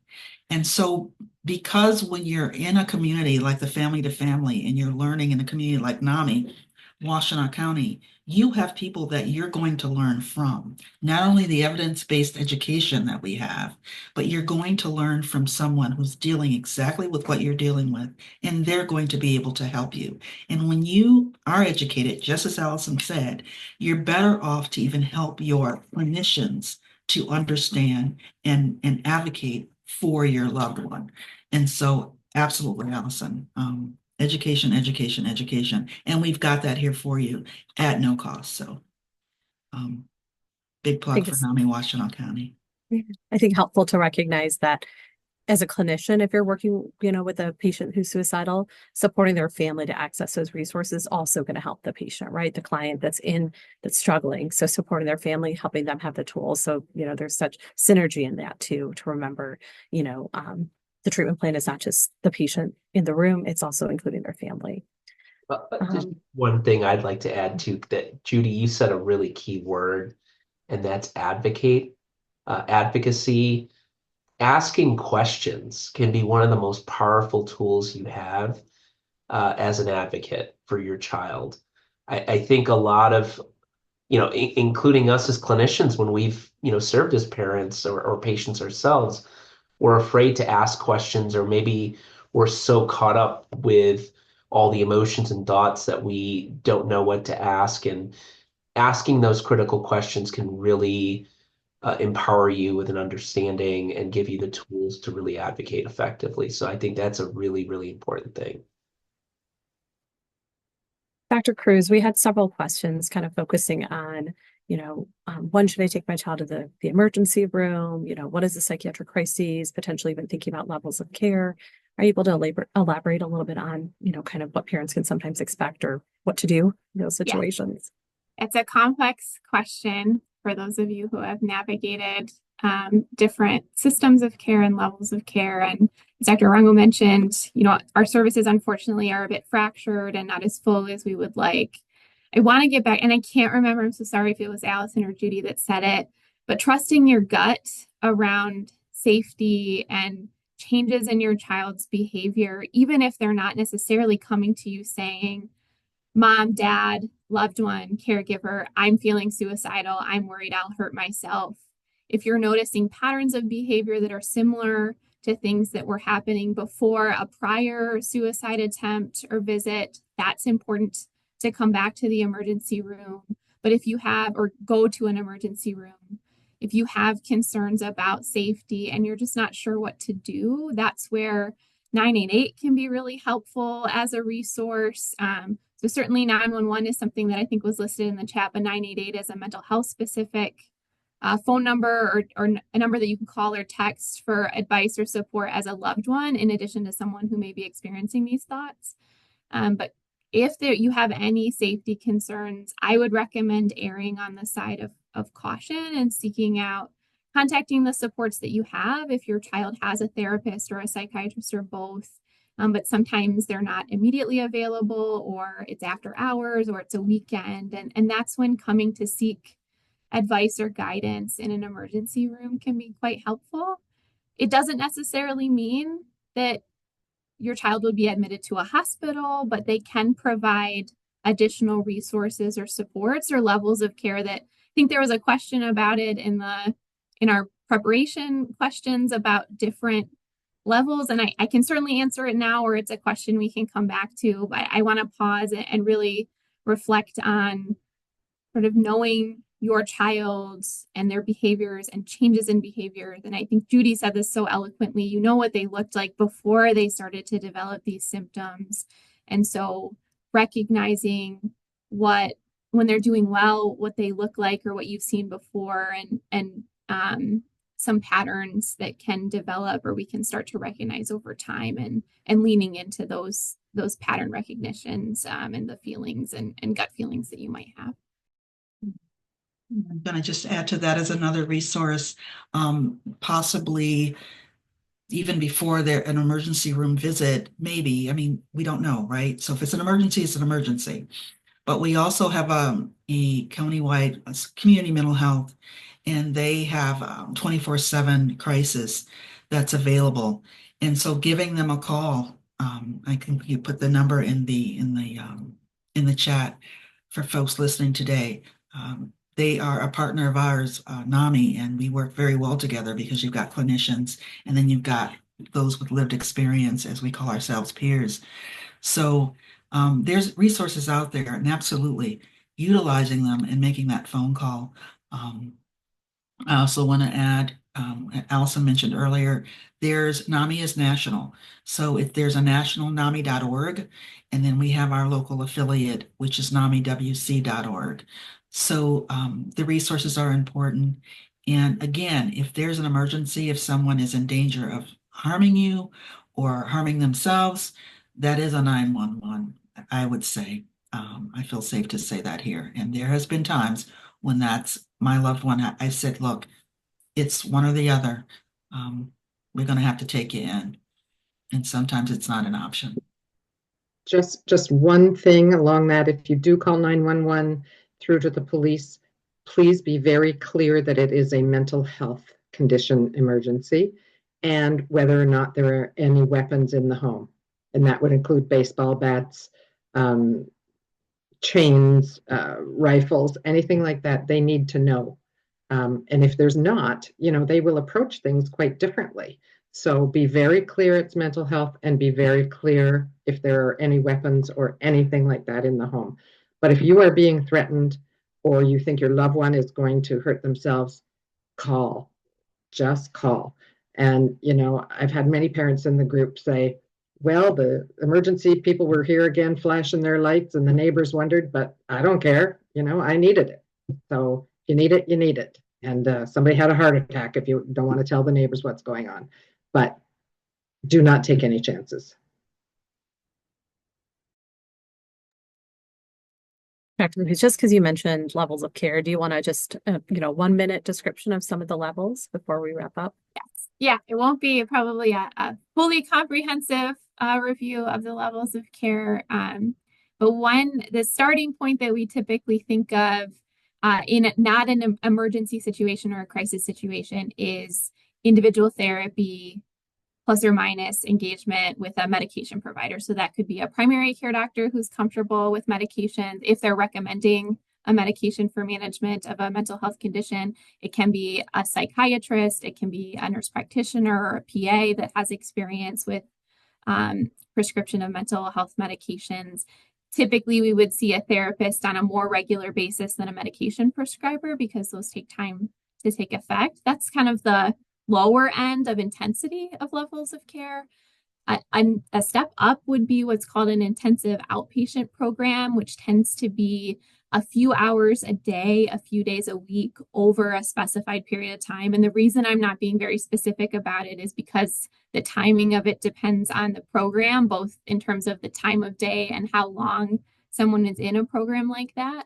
But it depends on how we're responding to treatment, how we're responding to interventions, and it's usually group therapy primarily, sometimes with an individual therapist as well, and then likely but not always meeting with a medication provider, again, depending on the needs of someone. The goal is then to establish those longer term outpatient services that I was just mentioning for ongoing care.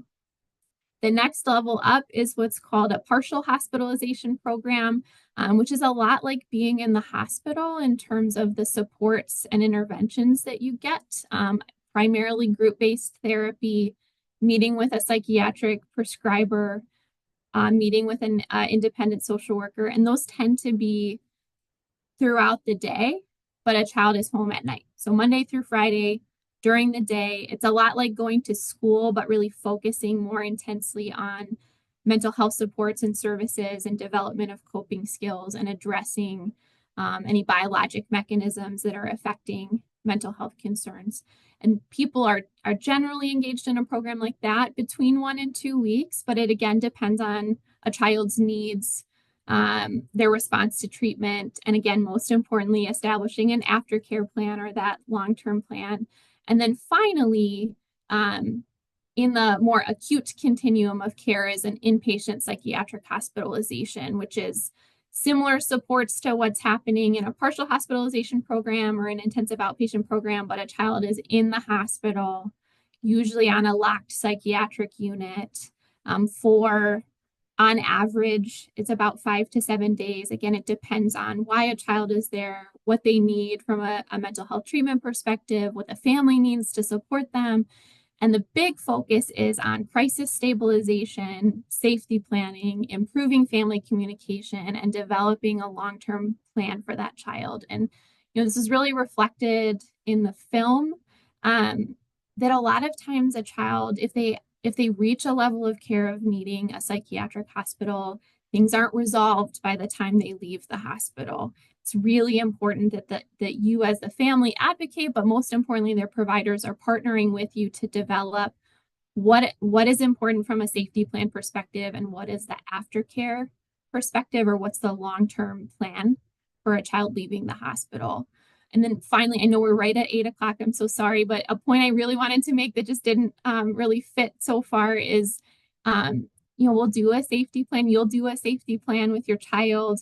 It's really important that we review those safety plans over time. So doing it once is not the be all end all. You learn things over time. Your child will learn more warning signs. They'll learn more skills to manage distress. That it should be like a living document that we update over time as we learn more and practice utilizing. And so I just wanted to take the opportunity while I had it to reflect that piece of things too, that it's something that we'll revise over time as a family unit, as a mental health provider, patient team, to really enhance that safety focus. Thank you so much. And Allison, if you just wanted to take a minute, I know it's getting to the end of our day, but just Sure. sharing a little bit about the next film that you guys have in process. So I'm also on the board for Parents to Parents, the creator of this film, along with Zero Suicide. And we're going to be doing one for providers, parents, and patients, and partnering for better outcomes. So if some of you have ideas, please contact me. We'll be interviewing people again and interviewing specialists and looking at the data that shows, how a better relationship amongst parents and the providers particularly can really help the child in a crisis situation. I hope you enjoyed the film. It is so well done. I just love it. Go back and look at it again because you'll learn something new every time. Thank you so much for coming. Thank you to the University of Michigan for embracing the film and providing such a wonderful venue for showing it and having all of you participants in the audience. Thank you. I'm going to echo Allison's sentiments and just, share that it's been a privilege to be part of this important discussion with all of you. Thank you again to all of our panelists for their invaluable contributions and insights. And thank you to all of those that joined us virtually and those that will be, viewing this on our YouTube page. It's been an enriching experience to watch the film and engage in this discussion.